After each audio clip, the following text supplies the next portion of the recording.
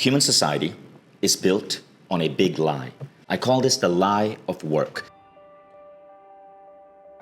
The idea that we have to spend the bulk of our adult lives trading our well-being, trading our passions to earn a paycheck to deliver what we call work.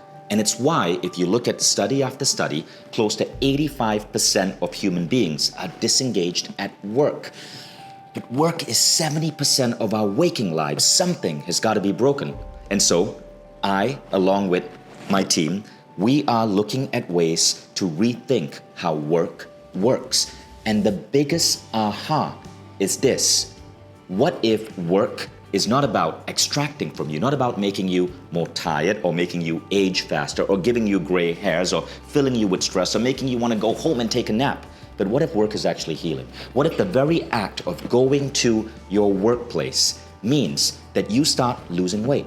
You start looking and dressing better. You start being more lit up. You develop meaningful connections with the people around you. You become a better individual day after day after day. And when you go home and you see your kids or your friends, you are magnified as an individual. You are more positive. You are more open. You are filled with energy.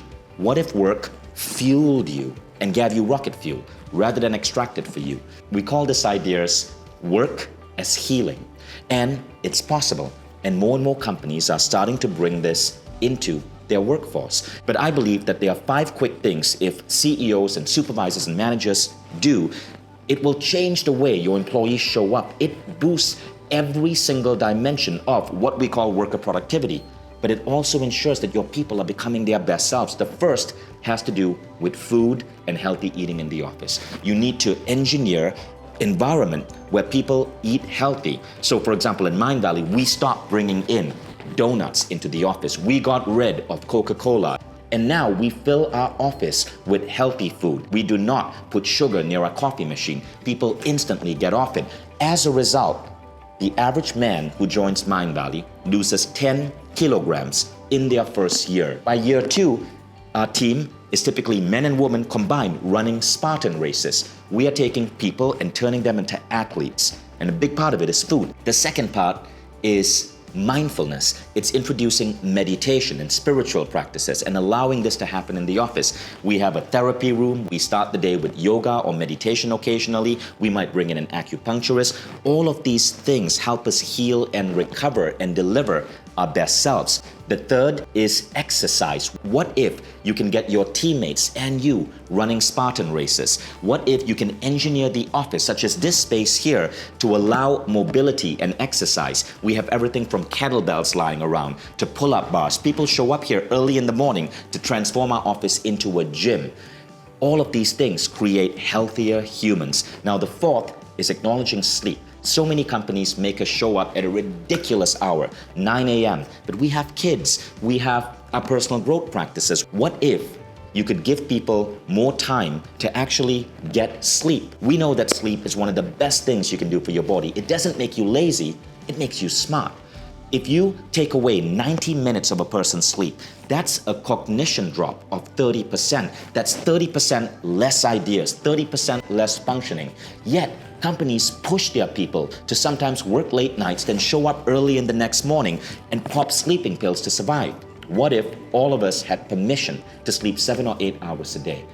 Human beings would be healthier, wiser, they would be in a better emotional states when they show up. And the best performers, according to a 1993 K. Anders Ericsson study, got 8 hours and 36 minutes of sleep. The average American, 6 hours and 51 minutes. We have a sleep gap in our society. Now that brings us to the fifth idea, which puts everything together. It's called morning autonomy. It means giving people their mornings back so they can go to the gym, they can meditate, they can catch up on their sleep.